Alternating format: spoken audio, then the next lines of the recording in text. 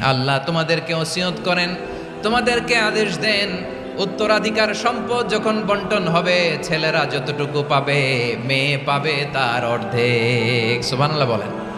দেখেন ছেলে যদ্দূর মেয়ে অর্ধেক, ছেলে ডবল পাবে। আপাত দৃষ্টিতে মনে হয় এখানে অবিচার হয়েছে, কিন্তু আসলে কি অবিচার হয়েছে?